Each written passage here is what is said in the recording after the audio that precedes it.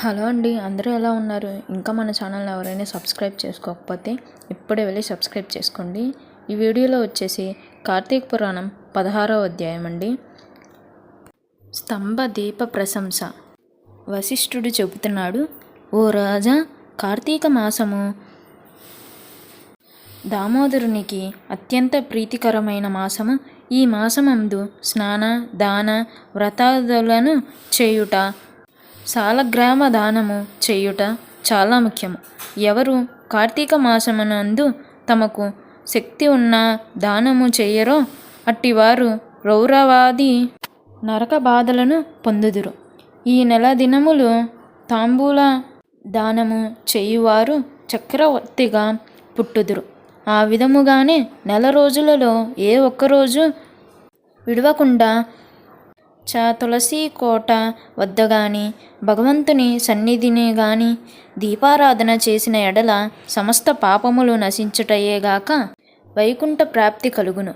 కార్తీక శుద్ధ పౌర్ణమి రోజున నది స్నానం ఆచరించి భగవంతుని సన్నిధి యందు ధూపదీప నైవేద్యములతో దక్షిణ తాంబూలాదులు నారికేల ఫలదానము చేసిన ఎడల చిరాకాలము నుండి సంతతి లేని వారికి పుత్ర సంతానము కలుగును.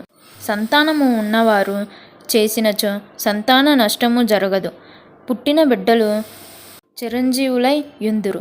ఈ మాసములో ధ్వజస్తంభమునందు ఆకాశ దీపము నుంచిన వారు వైకుంఠమున సకల భోగములు అనుభవింతురు. కార్తీక మాసమంతయు ఆకాశ దీపము గాని స్తంభ దీపము గాని ఉంచి నమస్కరించిన స్త్రీ పురుషులకు సకలైశ్వర్యాలు కలిగి వారి జీవితము ఆనందదాయకముగాను, ఆకాశ దీపమును పెట్టివారు సాలిధాన్యం గాని నువ్వులు గాని ప్రమిద అడుగున పోసి దీప ముంచవలయును. దీపము పెట్టడానికి శక్తి ఉండి కూడా దీపమును పెట్టని వారును లేక దీపము పెట్టువారిని పరిహాసమాడువారును చుంచు జన్మమెత్తుదురు. ఇందులో ఒక కథ కలదు, చెప్పెదను వినుము. దీపస్తంభము విప్రుడగుట. ఋషులలో అగ్రగణ్యుడను పేరొందిన మతంగా మహాముని ఒకచోట ఆశ్రమాన్ని ఏర్పరచుకొని దానికి దగ్గరలోనొక విష్ణు మందిరాన్ని కూడా నిర్మించుకొని నిత్యము పూజలు చేయుచుండెను. కార్తీక మాసములో ఆ ఆశ్రమము చుట్టుపక్కల మునులు కూడా వచ్చి పూజలు చేయుచుండిరి. వారు ప్రతిదినము ఆలయ ద్వారాలపై దీపములు వెలిగించి కడు భక్తితో శ్రీహరిని పూజించి వెలుచుండేది.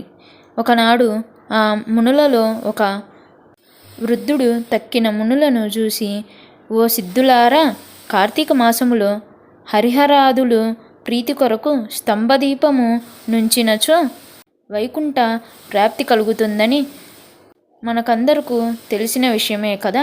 రేపు కార్తీక శుద్ధ పౌర్ణమి. హరిహరాదులు ప్రీతి కొరకు ఈ ఆలయానికి ఎదురుగా ఒక స్తంభము పాతి దానిపై దీపమును పెట్టుదుము. కావున మనమందరము అడవికి వెళ్ళి నీడుపాటి స్తంభమును తోడ్కొని వద్దుము రండు అని పలుకగా అందరూ పరమానంద భరితులై అడవికి వెళ్ళి చిలువలు పలువులు లేని ఒక చెట్టును మొదలంట నరికి దానిని తీసుకువచ్చి ఆలయంలో స్వామికి ఎదురుగా పాతిరి. దానిపై సాలిధాన్యము నుంచి ఆవు నేతితో నింపిన పాత్రను దానిపై పెట్టి అందు ఒత్తు వేసి దీపం వెలిగింతిరి. పిమ్మట వారందరూ కూర్చోండి పురాణ పఠనము చేయుచుండగా ఫెలఫెలమను శబ్దము వినిపించినది. అటు చూడగా వారు పాతిన స్తంభము మొక్కలైపడి దీపము ఆరిపోయి చెల్లాచెదురైపడి యుండెను. ఆ దృశ్యము చూచి వారందరూ ఆశ్చర్యంతో నిలబడి ఉండురి. అంతలో ఆ స్తంభము నుండి ఒక పురుషుడు బయటకు వచ్చెను. వారు అతనిని చూచి, ఓయి, నీవెవడువు? నీవీ స్తంభం నుండి ఎలా వచ్చితివి? నీ వృత్తాంతమేమి అని ప్రశ్నించిరి.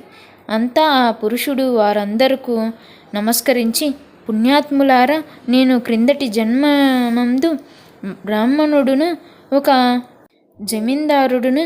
నా పేరు ధనలోభుడు నాకు చాలా ఐశ్వర్యమందుటచే మదంధుడైన న్యాయ విచక్షణలు లేక ప్రవర్తించి తిని దుర్బుద్ధలవడటచే వేదములు చదవక శ్రీహరిని పూజింపక దాన ధర్మములను చేయక మెలిగి తిని నేను నా పరివారంతో కూర్చుండి ఉన్న సమయముననే విప్రుడైన పచ్చి నన్ను ఆశ్రయించినను.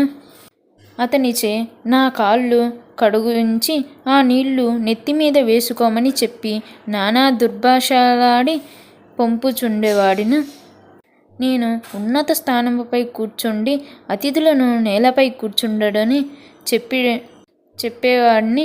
స్త్రీలను పసిపిల్లలను హీనముగా చూచుచుండేవాడును. అందరూ నా చేష్టలకు భయపడువారే కానీ నన్నెవరును మందలింప లేకపోయారు. నేను చెయ్యి పాపకార్యములకు హద్దులు లేకపోయేవి. దాన ధర్మములు ఏమిటో నాకు తెలియవు.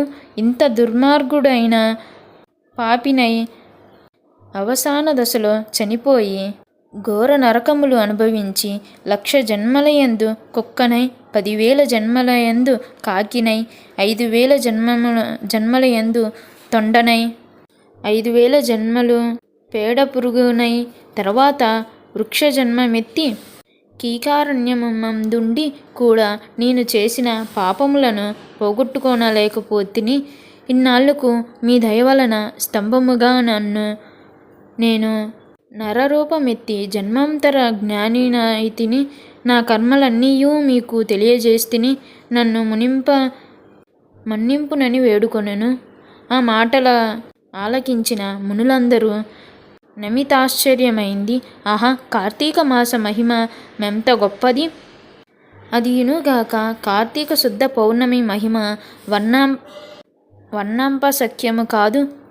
కర్రలు, రాళ్ళు, స్తంభములు కూడా మన కళ్ళు ఎదుట ముక్తి నొందుచున్నవి. వీటన్నిటికన్నా కార్తీక శుద్ధ పౌర్ణమి నాడు ఆకాశ దీపముంచిన మనుజునకు వైకుంఠ ప్రాప్తి తప్పక సిద్ధించును. అందువలననే ఈ స్తంభమునకు ముక్తి కలిగినదని మునులు అనుకొనుచుండారు. ఆ పురుషుల మాట లాలకించి మునిపుంగులవారా, నాకు ముక్తి కలుగు మార్గమేదైనా గలదా? ఈ జగమున నెల్లరకు నెట్టుల కర్మబంధము కలుగును. అది నశించుటెట్లా? నా ఈ సంశయమును బాపుడని ప్రార్థించెను.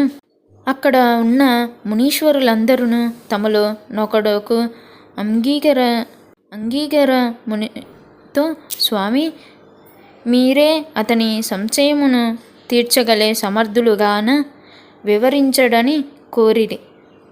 అంతనాంగీరసుడట్లా చెప్పుచున్నాడు.